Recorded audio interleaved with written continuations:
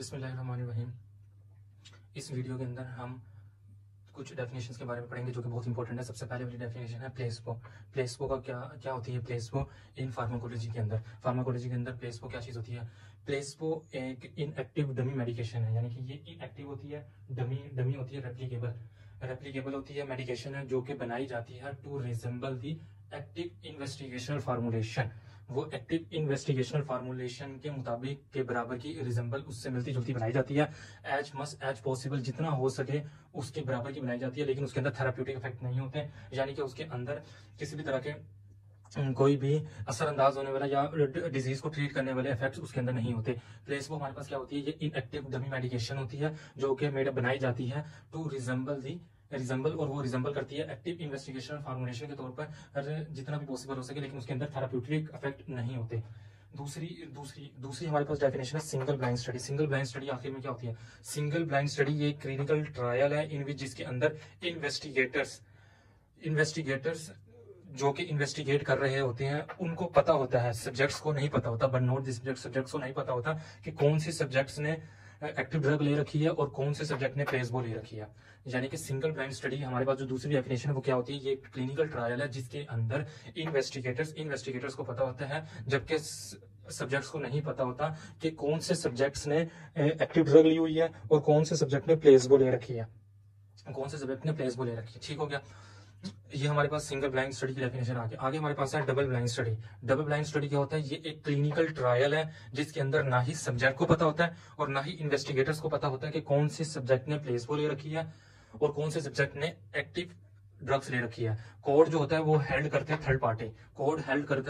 Third party को पता होता है कि कौन सी सब्जेक्ट्स ने एक्टिव ड्रग ले रखी है और कौन से इन्वेस्टिगेटर्स ने प्लेसबोज ले रखी है। चौथा हमारे पास होती है इन्वेस्टिगेशनल न्यू ड्रग होती है।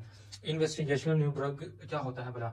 इन्वेस्टिगेशनल न्यू ड्रग एग्जेम्पशंस होती हैं। ये एक एप्लीकेशन होती है फॉर एफडीए अप्रूवल के लिए। ये एप्लीकेशन भेजी जाती है फूड एंड ड्रग एडमिनिस्ट्रेशन को अप्रूवल के लिए कि वो to carry out new drug trials कर सके इन ह्यूमंस के अंदर, जिसके लिए एनिमल डाटा की रिक्वायरमेंट होती है।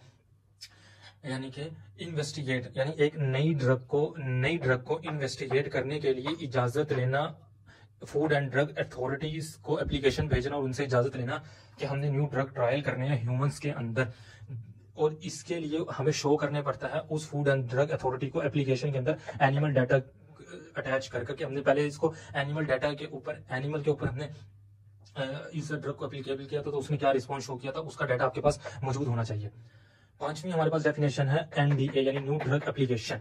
न्यू ड्रग एप्लीकेशन में इसमें तलाश होती है एफडीए अप्रूवल की, food and drug administration approval की, के मार्केट में लेकर आना एक न्यू ड्रग को फॉर ऑर्डिनरी क्लिनिकल यूज के लिए, आम क्लिनिकल यूज के लिए। FDA approval food and drug administration की अप्रूवल लेकर आना to market a new drug for ordinary clinical use के लिए, जिसके लिए डाटा चाहिए होता है फ्रॉम क्लिनिकल ट्रायल से as well as pre clinical animal data.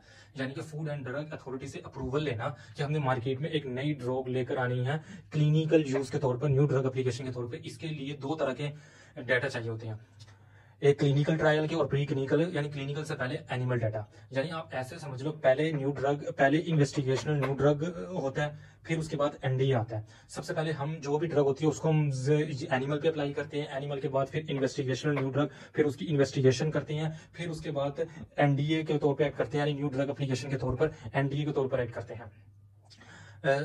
तो इसके हमारे पास थ्री फेजेस होती हैं, phase 1, phase 2, phase 3 of clinical trial. ये हमारे पास छठी डेफिनेशन है।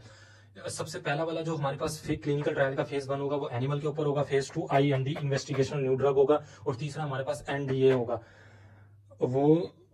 ये जो IND होगा ये इन्वेस्टिगेशन ये ह्यूमंस के ऊपर किया जाएगा। जो एनडीए होगा वो पूरी की पूरी एक मल्टीपल ह्यूमंस के ऊपर किया जाएगा, एक ह्यूमंस की कम्युनिटी के ऊपर किया जाएगा।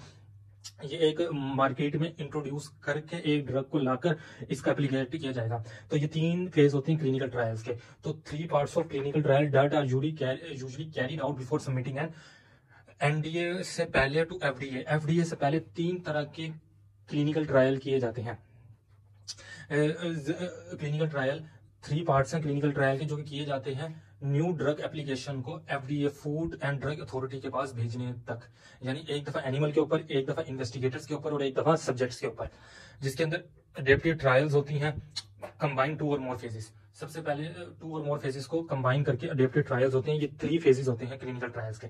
अगर हम इस सारे डेफिनेशंस को गो थ्रू कर ले तो इसके अंदर सबसे पहले हमारे पास प्लेसबो होती है। प्लेसबो क्या होती है? ये इनएक्टिव डमी होती है, उसका रेप्लिकल ओरिजिनल की, लेकिन वो उस तरह से एक्ट नहीं कर पाती। मेडिकेशन होती है जो कि जितना पॉसिबल हो सके एक्टिव बनाई जाती है इन्वेस्टिगेशन फॉर्मुलेशन के, लेकिन उसके अंदर थेराप्यूटिक इफेक्ट, उसके अंदर काम क्लिनिकल इफेक्ट कम से कम होते हैं। सिंगल ब्लाइंड स्टडी होती है। सिंगल ब्लाइंड स्टडी क्या होता है? हमारे पास ये एक क्लिनिकल ट्रायल है जिसके अंदर इन्वेस्टिगेटर्स को तो पता होता है कि कौन से सब्जेक्ट्स के अंदर एक्टिव ड्रग है और कौन से सब्जेक्ट के अंदर प्लेसबो है, लेकिन सब्जेक्ट्स को नहीं पता होता।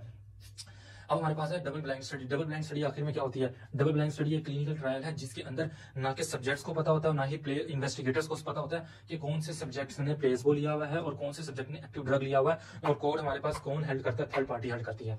IND क्या होता है? इन्वेस्टिगेशनल न्यू ड्रग होता है। इन्वेस्टिगेशनल न्यू ड्रग एग्जम्पशन हमारे पास क्या होता है? ये एक एप्लीकेशन दी जाती है फूड एंड ड्रग अथॉरिटी को अप्रूवल के लिए to carry out new drug trials in humans के अंदर, यानी कि एनिमल डाटा एनिमल्स पे करने के बाद जो ह्यूमंस पे करने के लिए उसके लिए अप्रूवल जो चाहिए होता है उसको IND कहते हैं, इन्वेस्टिगेशन करना ह्यूमंस के ऊपर। और NDA क्या होता है? इसके अंदर FDA food and drug authority से अप्रूवल चाहिए होता है कि हम मार्केट में ड्रग को लॉन्च करने वाले हैं, तो हाँ, अब हमें उसकी इजाजत दे दें, यानी न्यू ड्रग एप्लीकेशन। और उसके लिए कौन सा डाटा चाहिए होता है? क्लिनिकल, यानी कि इन्वेस्टिगेशन। इस क्लिनिकल को दूसरा नाम इन्वेस्टिगेशनल न्यू ड्रग भी हो सकता है। और as well as pre clinical. और प्री क्लिनिकल मतलब ये क्लिनिकल से पहले जो प्री क्लिनिकल एनिमल डाटा होता है। ठीक हो गया, यानी कि 3 फेजेस हो जाएंगे क्लिनिकल ट्रायल्स के। तो 3 पार्ट्स ऑफ क्लिनिकल ट्रायल जो कि कैरिड आउट आमतौर पर किए जाते हैं before submitting and NDA new drug application को फूड ड्रग अथॉरिटी के पास देने के लिए। वो कौन से होते हैं? एक एनिमल पे किया जाता है, दूसरा फिर ह्यूमंस को एज अ सब्जेक्ट के तौर पे बना के किया जाता है, और तीसरा मार्केट में लॉन्च करके किया जाता है। ये 3 फेजेस होते हैं क्लिनिकल ट्रायल्स के, और उससे हमें पता चल जाता है कि एक ड्रग कितनी इफेक्टिव है। Thank you so much.